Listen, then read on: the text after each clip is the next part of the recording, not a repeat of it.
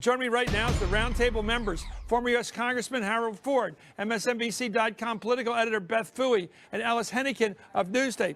Congressman Ford, this issue, you've run for office many times, and this issue, it seems, is going to arouse a lot of women to the question of not getting paid as much as the men, not being able to make the case for it, and then being told by a hotshot Microsoft CEO, don't ask, live with it. You got to hope that it was a moment, just a bad judgment moment.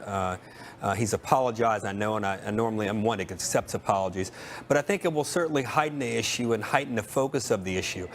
Hillary Clinton obviously is very poised to make the case. It will be interesting to see how Republicans rally around the issue. The interesting thing about the CEO of Microsoft is that he made those comments in front of one of the senior members of his own board, who happened to be a woman, who said at the end of his answer, "This is one of the only things I disagree with you about." Let's hope that his comments do not permeate the culture, do not reflect the culture at Microsoft, and let's hope it's a teachable and learning moment for him and, for that matter, other CEOs, not only across technology but across all service sectors and spaces.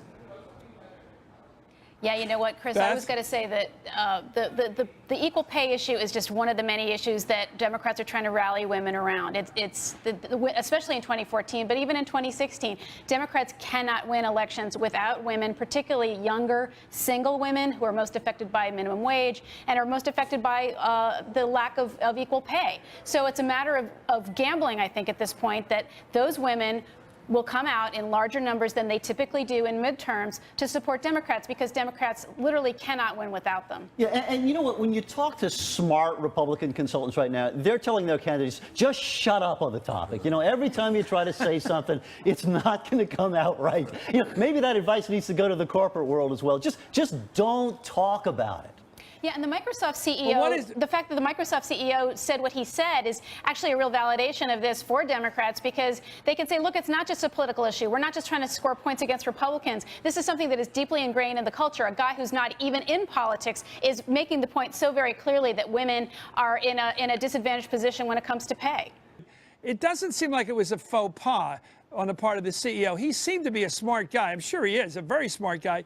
And he was seeming to make a case about gentility and women. It seemed to be a gender comment. It seemed to be that men can be feisty, pushy, obnoxious even about their demands for pay if they're in a strong position, whereas women will have a stronger position if they don't act like that. That seemed to be a gender distinction he was making. It wasn't an accident of language. The thing I find curious, even his apology, again, which I accept, I thought I would have been far more aggressive if I were him in making the point that it was just an idiotic, stupid, and completely incorrect comment.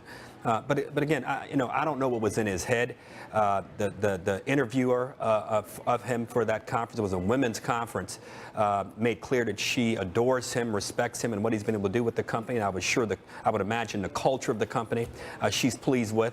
But he'll have to answer to the board, have to answer to his employees, and ultimately have to answer to shareholders and customers. Yeah, but hold on a second, Howard. I mean, I know what is in his heart. I mean, because it's on his lips. There's an old expression, right? They say the eyes are the window on the soul.